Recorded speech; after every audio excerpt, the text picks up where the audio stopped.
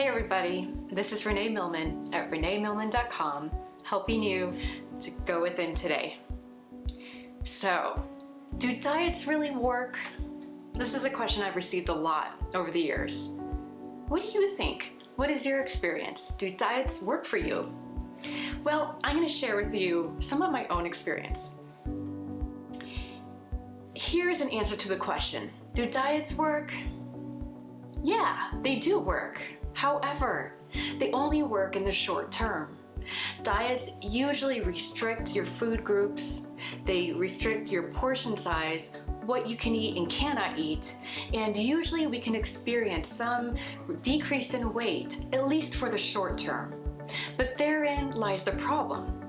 If our ultimate goal is weight loss and a healthier body and increased level of fitness, a diet usually isn't going to help us get there for the longer term. Many diets exclude food groups, and that's not sustainable over long term. So there's nothing wrong with using a diet as a short-term thing as long as it's not creating harm to your body. But my goal as a coach is to help you increase your fitness level, be healthier, and treat your body better, and above all else, to love yourself. So when I think about most diets and when I see people telling me what they can and cannot eat because of some new diet that they're on, it's like, okay, well, you can do that for a little while. And sometimes we need like an elimination diet where we restrict like dairy or gluten or wheat or corn to kind of reset ourselves. And that's not what I'm talking about here. I'm talking about the kind of thing where we cannot eat carbs or you cannot eat fruit or certain things like that. What I want to help you with is to set you on this path, starting with self-love and making better decisions for your body. I want you to have long-term success, not just get a quick fix.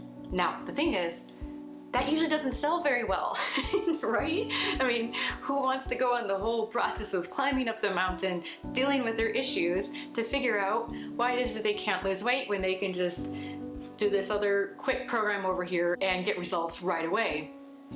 Well, because like I said, that usually doesn't last. And oftentimes when people have gone on diets like that, once they stop the diet, they gain weight back, or sometimes they gain even more weight. And then they're frustrated and disappointed, and it's just this downward spiral of feeling bad about themselves and feeling frustrated that they can't ever lose the weight. And that's why I don't want to encourage that for you. I want you to find real answers. So I talked about self-love. Why does that matter here? Because the idea that we can slap on a diet or impose a diet on ourselves and then go throughout our lives is not practical, and it never really addresses the root issue. If we think, I will only love myself when I lose 50 pounds, when I have six-pack abs, when I don't have the cellulite, when I don't have the gut, if that's our approach, we're in trouble. We're on that hamster wheel and we're not going to get off. And I know this from my own experience. I used to think when I lose this and when I lose that, and I would keep changing that goal. And it wasn't good because my happiness was always tied to a number. It was always tied to when I get this or when I reach this milestone or that milestone. And I was never happy with myself. I hated it. I hated myself at that time. And it wasn't until I learned to start loving myself and loving my body and all the things that I consider imperfections and started listening to my body that all that other stuff kind of just fell away. And I think that that's possible for you too. We're not here to live life attached to some rigid set of rules. Our bodies are always changing. They're changing in response to the seasons, the weather, our stress level, what's going on in our lives, how happy we are we in a transition? So there's always these things affecting our bodies, what foods we need or crave, what nutrients we need, how are the adrenals doing in response to what's going on in our lives. That's another thing that's also very important too. Anyway, so that's why I think it's imperative that we make self-love the forefront of any kind of weight loss goal.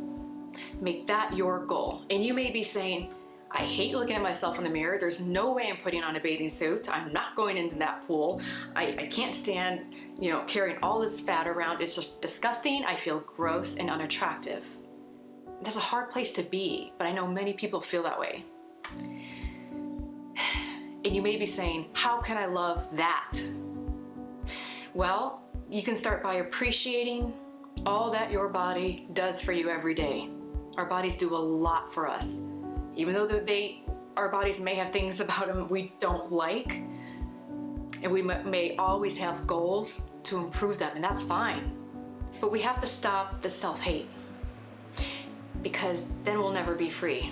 If our motivation for losing weight is coming from a place of self-hatred, we're never going to be free. We're never going to be truly happy. It's okay to say, I don't like my weight right now. I want to lose weight and I'm committed to that goal and I'll do what it takes. But I still love myself as I am now. I still kick ass. I think that's a much healthier place to be than saying, I hate this, I hate this, I hate this, and when I get rid of it, then I'll be happy. Same thing in other parts of our life. I'll be happy when I get the money, when I get the relationship, when I get the job, when I get the promotion. Then our happiness is always tied to an external goal. And I don't think we have to live that way. Start with loving yourself now. Even if you have to fake it and you have to say something that you don't quite believe and your head is automatically saying, yeah, but I have this or that, or yeah, but I'm looking in the mirror and this is what I see, I don't like it. So, 2 things. Start telling yourself nice things instead of tearing yourself down. Be kind to yourself. Notice the thoughts in your head. And secondly, take one positive step towards having a healthy body. Give your body lots of nutrients. Instead of restricting a whole food group, focus on what would be nurturing to the body. How do I give it vitamins, minerals, quality protein and carbohydrates, and good fats? Make that your focus, those 2 things, instead of getting tied up in the numbers and measuring and all of that. Listen to your body. It has a ton of wisdom, and if we can learn to tap into that, we can be free. It takes time to learn how to listen to your body. It's a process.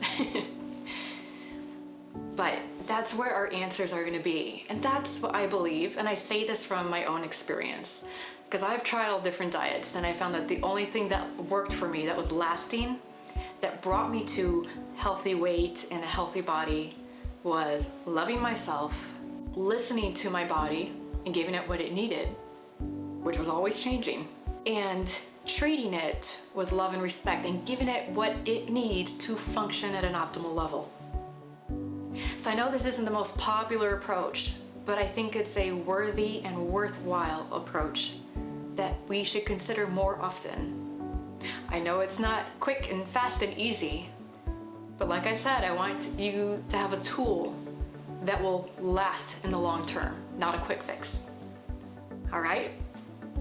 So, I hope that this has helped you. For more resources, please feel free to check out the Go Within shop. I'll have the link below this video for excellent resources, fitness and books and things like that to help you strengthen and fortify your inner self.